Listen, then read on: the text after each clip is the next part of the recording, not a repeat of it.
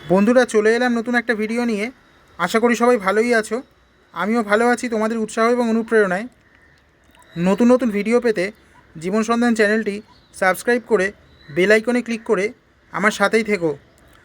আজ আমি তোমাদের জন্যে নতুন একটি গল্প নিয়ে চলে এসেছি। তাহলে দেরি না করে শুরু করছি আজকের গল্প। রিয়া আর রণজয় দুজন দুজনকে ভালোবাসে।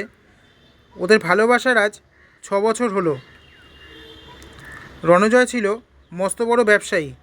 দেশ বিদেশে ওর ব্যবসার প্রচুর শাখা ছিল। তুলনামূলকভাবে রিয়া ছিল সাধারণ ঘরের মেয়ে। ওদের আর্থিক অবস্থা খুব একটা ভালো ছিল না, কিন্তু তবুও ওরা দুজন দুজনকে ভালোবাসতো। ছেলে ব্যবসায় উন্নতি করছে দেখে রণজয়ের মা আর দেরি না করে তার ছেলের জন্য সম্বন্ধ দেখতে শুরু করলেন। একটি ভালো ধনী পরিবারের পাত্রীর সাথে রণজয়ের সম্বন্ধ ঠিক হলো। এদিকে রণজয় রিয়াকে যতই ভালোবাসুক না কেন, প্রকৃত অর্থে সে কিন্তু টাকাকেই ভালোবাসতো। কারণ সে মনে করতো টাকা ছাড়া জীবনে কিছুই নেই, টাকা ছাড়া পৃথিবীতে সবই অন্ধকার। পরিচিত মানুষও টাকা না থাকলে পরিচয় দিতে চায় না, ভীষণ ছোট করে। তাই টাকাকেই সে প্রাধান্য দিত। আর যখন ও দেখল যে তার মার ঠিক করা সম্বন্ধ যদি সে মেনে নেয়, তবে সে আর্থিকভাবে সমৃদ্ধশালী হবে এবং তার ব্যবসায়ও উন্নতি হবে, তখন সে মার পছন্দ করার সম্বন্ধেই মত দিল। রিয়ার ভালোবাসার কথা ভুলে গেল। এদিকে রিয়া তখন 6 মাসের গর্ভবতী। কিন্তু রিয়া রণজয়কে সত্যি ভালোবাসতো। তাই সেই বাচ্চার দায় রণজয়ের ওপর না চাপিয়ে রণজয়ের বদনাম হতে পারে সেই কথা মাথায় রেখে রিয়া চলে গেল প্রত্যন্ত গ্রামে। সেখানে গিয়ে নিজেকে বিধবা পরিচয় দিল এবং সেই সন্তানকে জন্ম দিল। রিয়ার ঘরে একটি ফুটফুটে ছেলে হলো।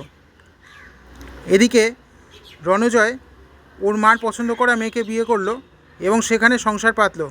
সেই ঘরেও ছেলে মেয়ে জন্মালো।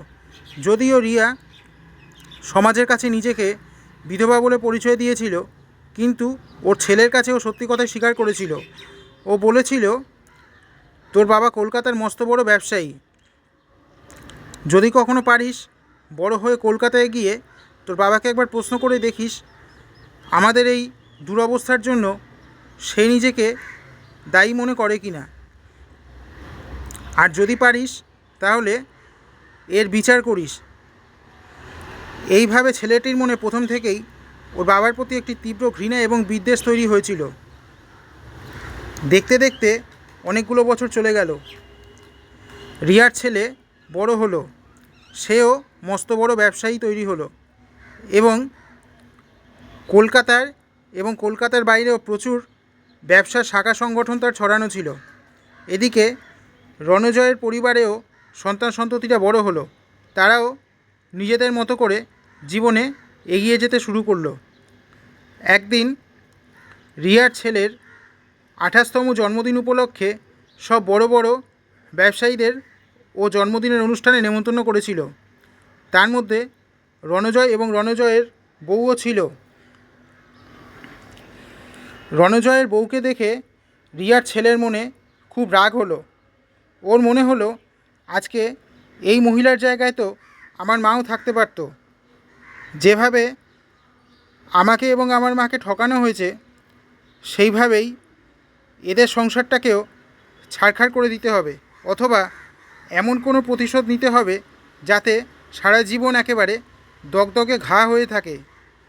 সেই কথা চিন্তা করে শরবতের সাথে নেশার ওষুধ মিশিয়ে রণজয়ের বর্তমান স্ত্রীকে আচ্ছন্ন করে ফেলল এবং তার সাথে কতগুলি অশালীন ছবি তুলল।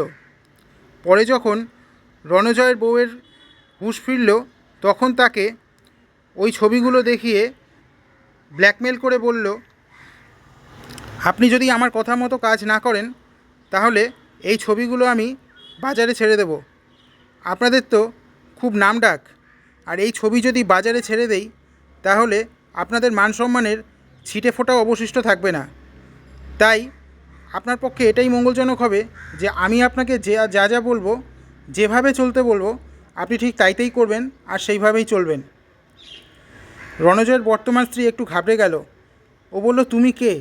তুমি কি চাও? কেন আমাকে এইভাবে ব্ল্যাকমেল করছো? তখন রিয়ার ছেলে রণজয়ের বর্তমান স্ত্রীকে সব কথা খুলে বলল যে আজকে যে বিখ্যাত ব্যবসায়ী রণজয়বাবু, আপনার স্বামী, সে কিন্তু একসময় রিয়া নামে একজন মহিলার সাথে প্রেম করত। আর সেই মহিলা যখন গর্ভবতী হয় তখন শুধুমাত্র টাকার লোভে এবং ব্যবসা যাতে আরও বেশি সমৃদ্ধশালী হয় সেই কারণে আপনাকে বিয়ে করে আপনার সাথে সংসার করছে। আর সেই গর্ভবতী মহিলার সন্তান হলাম আমি।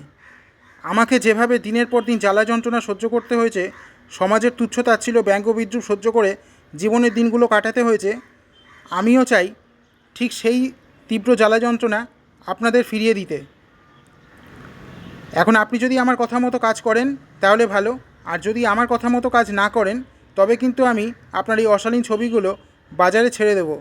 তাহলে বুঝতে পারছেন আপনাদের মান সম্মানে ছিটে ফোটা আর অবশিষ্ট থাকবে না। তখন রণজয়ের বর্তমান স্ত্রী বলল, তুমি ঠিক কী চাইছো বলো তো? তখন রিয়ার ছেলে বলল, আপনি আমার সাথে সহবাস করবেন এবং আমার সন্তান গর্ভে ধারণ করবেন, কিন্তু সেই সন্তানের পিতৃ পরিচয় দেবেন রণজয়বাবুর নামে। রণজয়বাবুর বর্তমান স্ত্রী বলল, সেটা কি করে সম্ভব? আমার স্বামী তো মাসের মধ্যে বেশিরভাগ সময়টাই দেশের বাইরে কাটায়। আমি কি করে ওকে বলবো যে এই সন্তান তোমার? তখন রিয়ার ছেলে বলল, মাসের মধ্যে বেশিরভাগ সময় বাড়ির বাইরে কাটালেও যে সময়টা সে বাড়িতে থাকে সেই সময়টাতেই আপনি তার সাথে সহবাস করে নেবেন আর বলবেন যে এই সন্তান কিন্তু রণজয়বাবুর। আপনি ভালো করে ভেবে দেখুন, যদি আপনি রাজি থাকেন ভালো, আর যদি রাজি না থাকেন তবে কিন্তু এই ছবি আমি ভাইরাল করে দেবো। এই কথা শোনার পর রণজয়ের বর্তমান স্ত্রী বুঝল যে রিয়ার ছেলের প্রস্তাবে রাজি না হওয়া ছাড়া ওর আর উপায় নেই। ও বাধ্য হয়ে রিয়ার ছেলের প্রস্তাবে রাজি হলো। কিছুদিন যেতে না যেতেই রিয়ার ছেলের সন্তানে গর্ভধারণ করল।